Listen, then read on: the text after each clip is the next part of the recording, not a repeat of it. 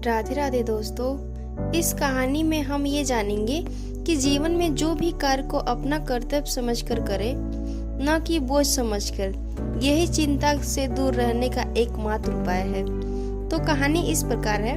प्राचीन समय की बात है। एक राज्य में एक राजा राज करता था। उसका राज्य सुख वैभव से संपन्न था। धन्य धान की कोई कमी नहीं थी। राजा और प्रजा खुशी खुशी अपना जीवन यापन कर रहे थे। एक वर्ष उस राज्य में भयंकर अकाल पड़ा। पानी की कमी से फसलें सूख गईं। ऐसी स्थिति में किसान राजा को लगान नहीं दे पाए। लगान प्राप्त न होने के कारण राजस्व में कमी आ गई और राजकोष खाली होने लगा।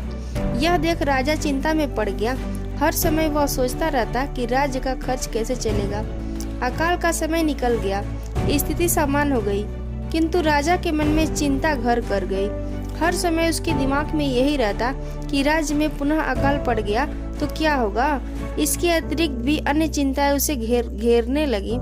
पड़ोसी राज्य का भय, मंत्रियों का षड्यंत्र जैसी कई चिंताओं ने उसकी भूख प्यास और रात को नींद ही छीन ली।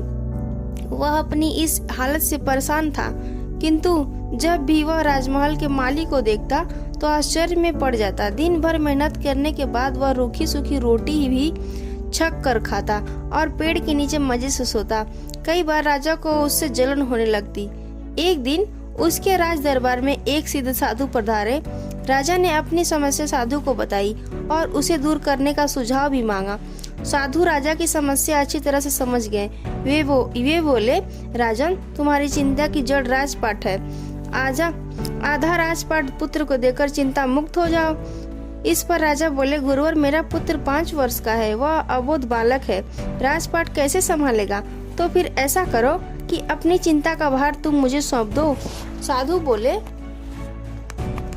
राजा तैयार हो गया और उसने अपना राजपाट साधु को सौंप दिया।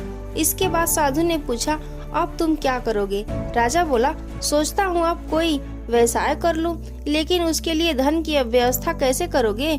अब तो राजपाट मेरा है, राजकोष के धन पर भी मेरा अधिकार है, तो मैं कोई नौकरी कर लूंगा। राजा उत्तर दिया, ये ठीक है, लेकिन यदि तुम्हें नौकरी ही करनी है तो कहीं और जाने की आवश्यकता नहीं, यही नौकरी कर लो। मैं तो साधु हूँ, मैं अपनी कुटिया में ही रहूंगा। राजमहल में रहकर मेरी ओर से तुम ये राजपाट संभालना। राजा ने साधु की बात मान ली और साधु की नौकरी करते हुए राजपाट संभालने लगा। साधु अपनी कुटिया में चले गए। कुछ दिन बाद साधु पुनः राजमहल आए और राजा से बैठ कर पूछा, राजन, अब तुम्हें भूख लगती है या नहीं, और तुम्हारी नींद का क्या हाल है?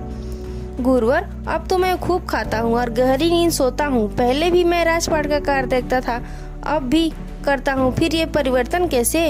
ये मेरी समझ के बाहर है। राजा ने अपनी स्थिति बताते हुए प्रश्न भी पूछ लिया।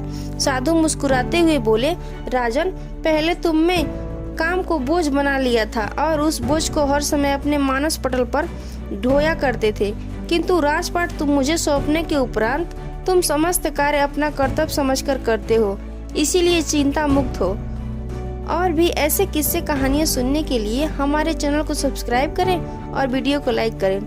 जय सीताराम। सदैव प्रसन्न रहिए। जो प्राप्त है पर्याप्त है, जिसका मन मस्त है उसके पास समर्थ है। हर हर महादेव।